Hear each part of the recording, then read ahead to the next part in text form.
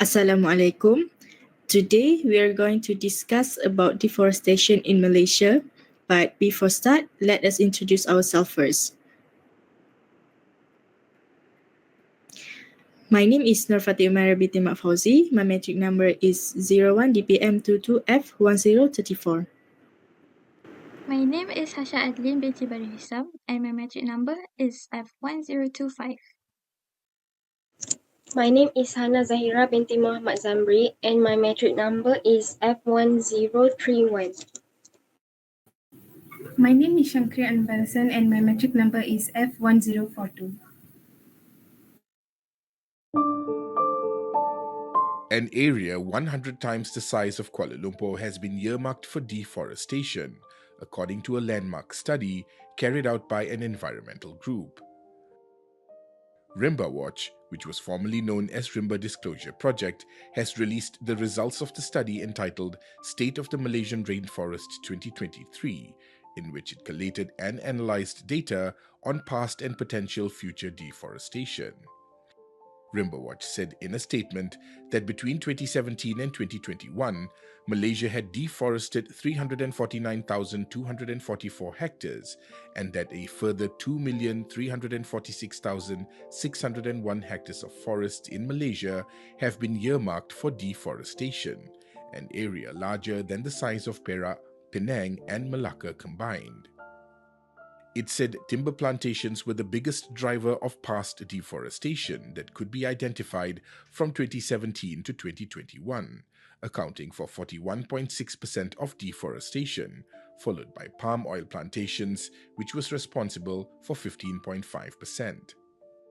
Rimba Watch has estimated that Malaysia's forest cover could decrease to 15,636,737 hectares, or 47.35% of the country's total land area in the future, despite the government's pledge to retain 50% of its landmass as forests at the Rio Earth Summit in 1992.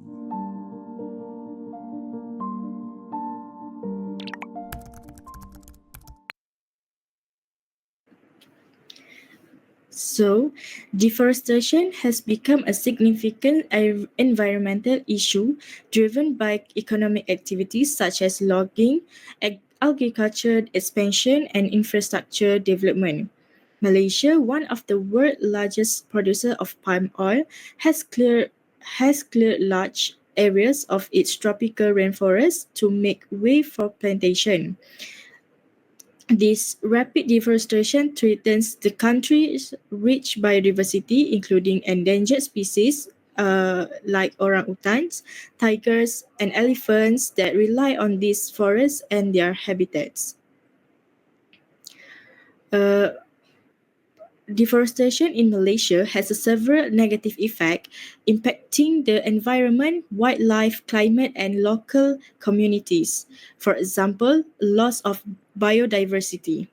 Malaysia is home to diverse wildlife, including endangered species like orangutans, Malayan tiger, and pygmy elephants. Deforestation destroys their habitats, pushing these species closer to extinction. Next, it will also affect climate change. Forests act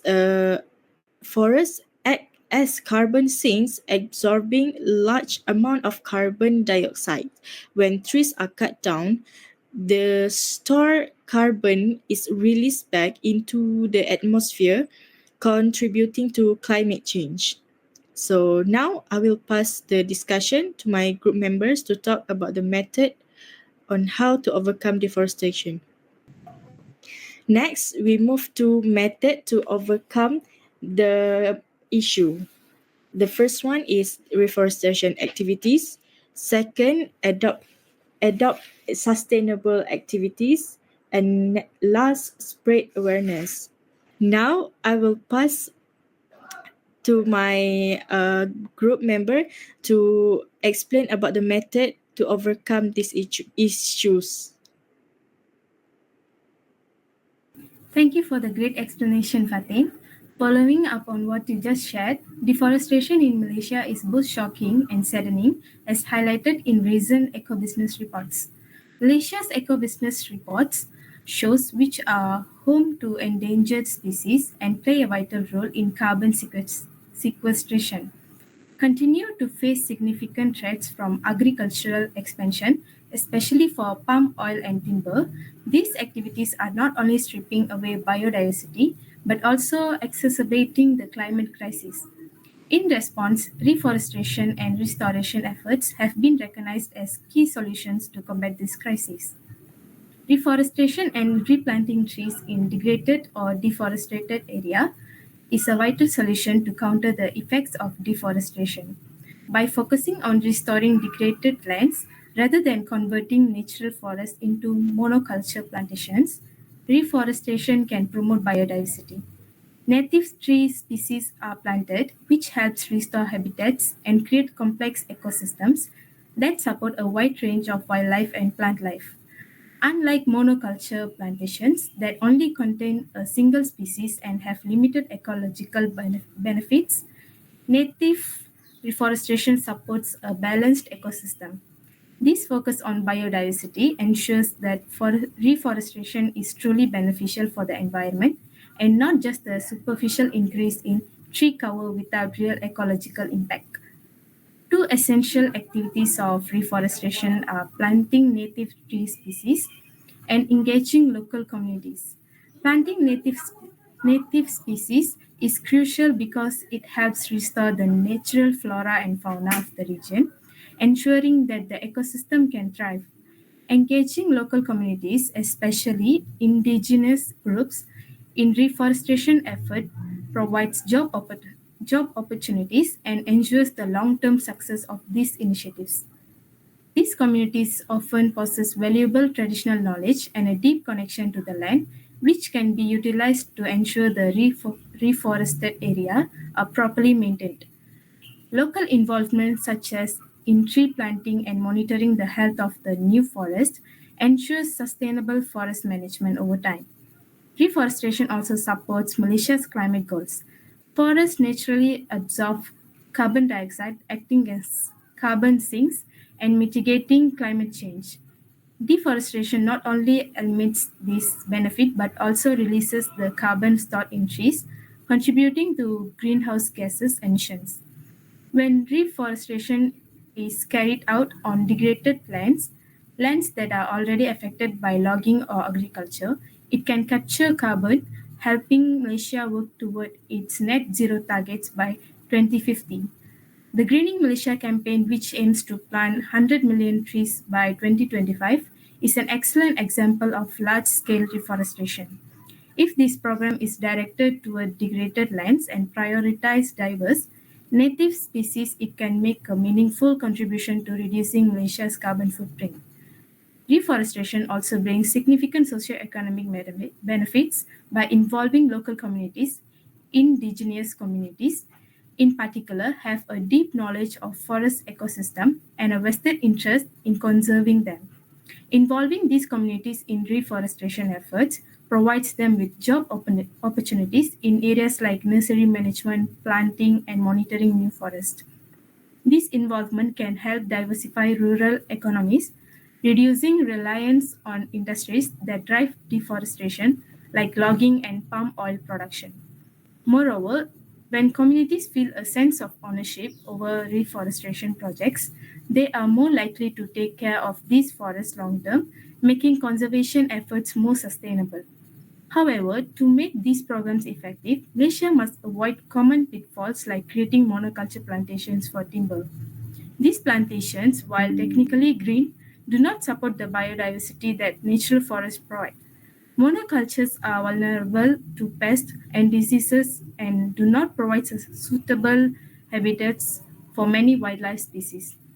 True reforestation should focus on restoring degraded lands with a diverse mix of native species, ensuring that these new forests can support wildlife, absorb carbon, and provide the full benefits of natural ecosystems. To conclude, reforestation and restoration program offer a promising way to counter deforestation in Malaysia by balancing ecological restoration, climate action, and community engagement. To succeed, these programs must prioritize biodiversity and focus on genuine ecosystem recovering, recovery ensuring that Malaysia's forests continue to thrive and support both the environment and the communities that depend on them. So we will continue with other initiatives as well. Thank you for giving me the chance to share my thoughts on this important issue. Now I'll pass it to the next member. Thank you. Now, I will start to talk about how adopting sustainable practices can overcome deforestation in Malaysia. Adopting sustainable practices plays a significant role in helping reduce the pressure on forests and promote environmental conservation. Here are some actions that can contribute to tackling deforestation. Firstly, reduce, reuse, and recycle. One of the simplest ways for individuals to help reduce deforestation is by minimizing waste, reducing consumption, reusing products, and recycling materials, especially paper and cardboard, decrease the demand for new raw materials from forests. Setting up a recycling system for items like paper, plastic, and aluminum can also contribute to a circular economy, reducing the need to harvest resources from forests. Next, the usage of recycled or FSC certified paper. Many household items, from paper towels to toilet paper, contain wood pulp that contributes to deforestation if unsustainably sourced.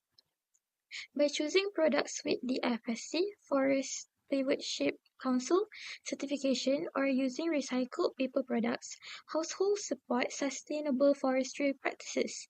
Using digital alternatives to reduce paper use, such as e-billing and digital note-taking, also lessens the demand for paper.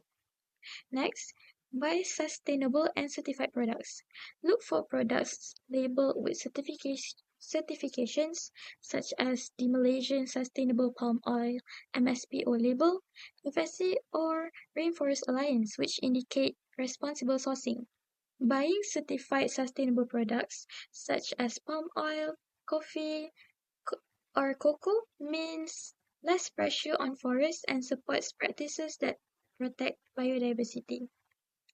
Next, minimize single-use plastic consumption. Plastics, particularly single-use plastics, contribute to pollution, which affects forest and marine ecosystem.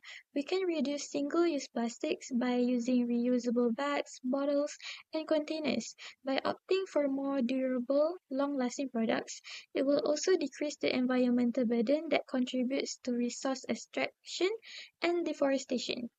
Next, opt for eco-friendly home products. Eco-friendly household items such as biodegradable cleaning products, natural-based soaps, and organic fertilizers reduce pollution in forests and waterways. Many conventional products contain chemicals that can harm forest ecosystem when they reach soil or water sources. Switching to eco-friendly alternatives help protect forest ecosystem and reduces the need for harmful chemical manufacturing. Next, plant trees and support urban greenery. Planting trees in gardens or on private property is a meaningful way for households to counter deforestation. Trees contribute to biodiversity, reduce air pollution, and can even provide shade that reduces household energy consumption. Community tree planting initiatives, such as those led by local Malaysian NGOs, are also an excellent way for families to get involved and support reforestation efforts. Next, support local and sustainable foods. Choosing locally sourced, sustainably grown foods reduces the carbon footprint of transportation and decreases the demand for land conversion. Farmers markets in Malaysia often feature locally grown fruits and vegetables, which tend to have less impact on forested areas than large-scale plantations. Additionally, supporting plant-based diet or reducing meat consumption can lessen the demand for agricultural expansion into forests. Next, conserve water and energy at home. Forests play a critical role in water cycles and carbon storage. Conserving water and energy at home indirectly reduces deforestation because less demand for these resources leads to fewer energy projects and water infrastructure development in forested areas. Simple practices like fixing leaks, using energy efficient appliances, and turning off lights help conserve these resources. Next, choose sustainable home furnishings. Many household furnishings, like furniture or flooring, are made from wood, which can contribute to deforestation if not sustainably sourced. Opting for furniture made from reclaimed or certified wood or choosing bamboo-based products can help reduce the need for a new forest clearing. Supporting Malaysian brands that use sustainable materials is also a good way to make eco-friendly choices locally. Next, composting. Creating compost from kitchen scraps reduces organic waste and lower the need for chemical fertilizers.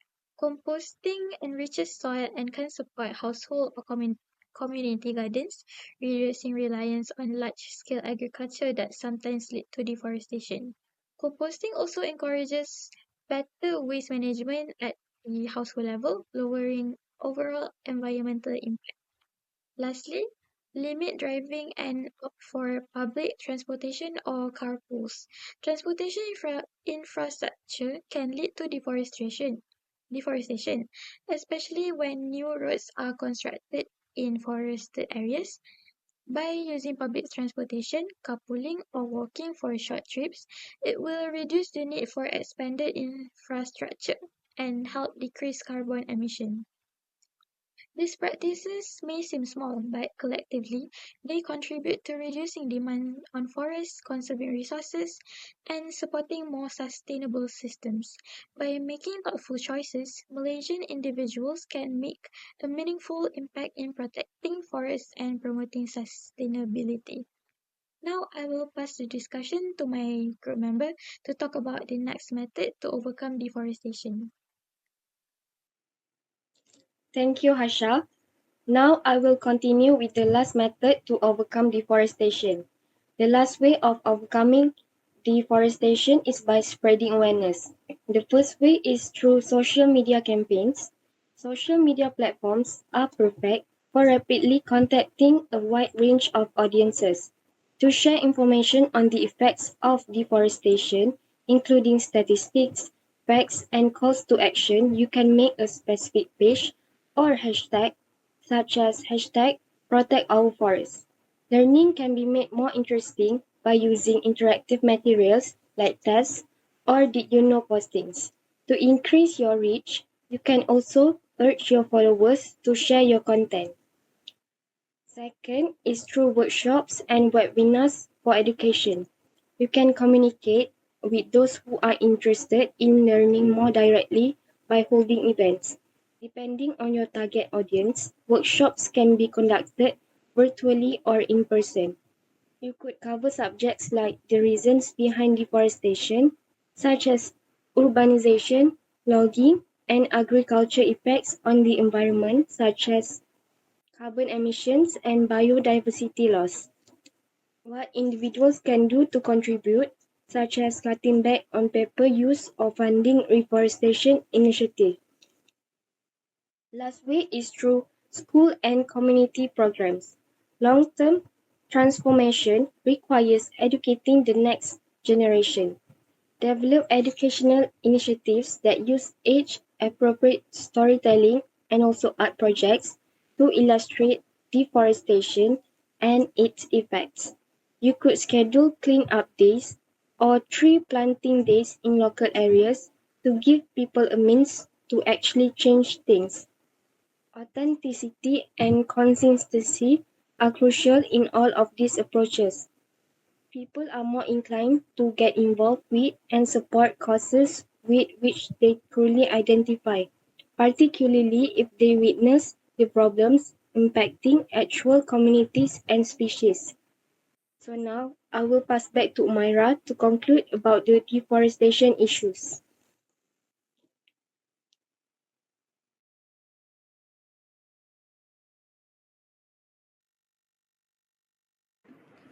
So, in conclusion, deforestation in Malaysia poses serious threats to the environment, biodiversity, climate, and the well being of local communities.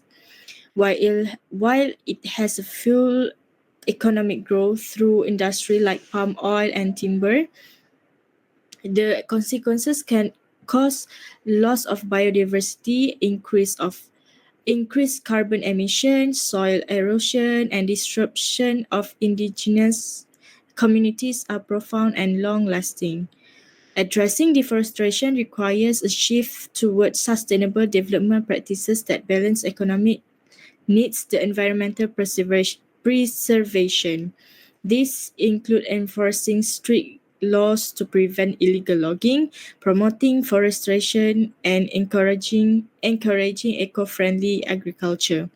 By involving youth, community, policymaker, and industry in these efforts, Malaysia can work towards preserving its natural heritage, protecting endangered species, and ensuring the healthier, more resilient environment for future generation. So that's all for our discussion. Thank you, everyone.